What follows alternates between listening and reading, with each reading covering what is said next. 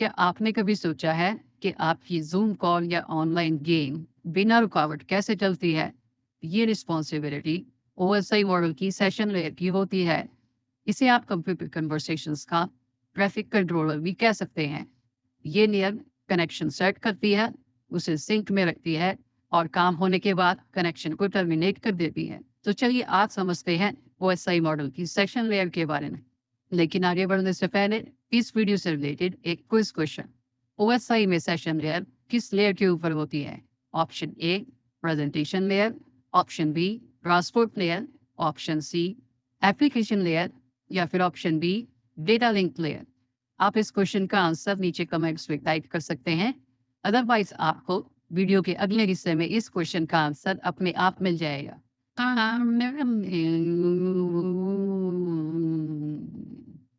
OSI model की fifth layer है session layer.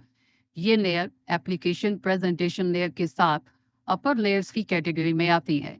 अगर बॉटम से स्टार्ट करें तो इस लेयर पर पहुंचने तक एड्रेसिंग, पैकेजिंग और डेटा डिलीवरी से रिलेटेड सभी इशू खत्म हो जाते हैं।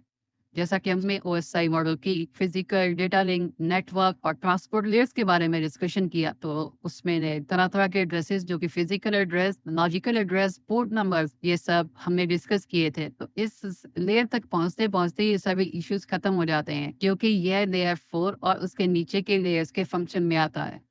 यह लेयर और इसके ऊपर की लेयर यानी कि जो हमारी एप्लीकेशन लेयर और प्रेजेंटेशन लेयर है, ये तीनों लेयर्स मिलके सॉफ्टवेयर एप्लीकेशन से रिलेटेड इश्यू का ही ध्यान रखती हैं।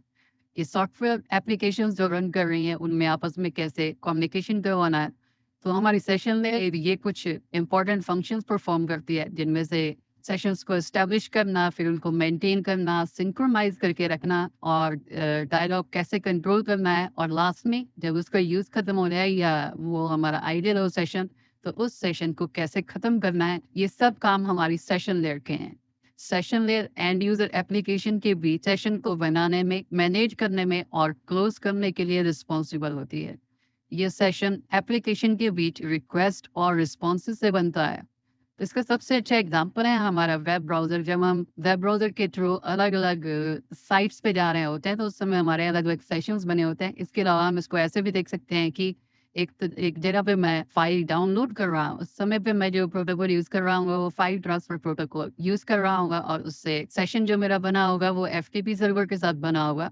और साथ में ही मैं अलग-अलग वेब की रिक्वेस्ट भेजूँगा। हो सकता है मैं एक जगह पे cisco.com के साथ जुड़ा हूँ, दूसरी तरफ microsoft.com के साथ जुड़ा हूँ, तीसरी जगह redhat.com के साथ जुड़ा हूँ। तो ये सब सर्वर्स के साथ मेरे सेशंस जो बन रहे होंगे, उसके लिए अगर हम बात करें तो ये सेशन लेयर रिस्पॉन्सिबल करी जा सकती है। ये जो इम्पोर्टेंट सर्विसेज़ हमें प्रोवाइड करती है, उनमें से है ऑथेंटिकेशन, जो कि होती है अपनी आइडेंटिटी को प्रूव करना, ऑथेंटिकेशन कहलाता है। परमिशंस, जैसे कि किसको क्या परमिशंस है, किस लेवल तक वो एक्सेस कर सकता है। और सेशन रिस्टोरेशन, सेशन रिस्टोरेशन से मतलब है कि अगर सेशन हमारा कहीं ब्रेक हो गया है, तो ये उसको दोबारा से सेशन को बनाने में भी आपकी हेल्प करती है। इसलिए सेशन लेयर इन सब कामों के लिए रिस्पॉन्सिबल होती है। तो इस वीडियो में हमने सेशन लेयर का एक ब्रीफ इंट्रोडक्शन जाना और ये जाना कि सेशन लेयर हमारे सेशंस को बनाती है, उसे मैनेज करती है, सिंक्रोनाइज करती है और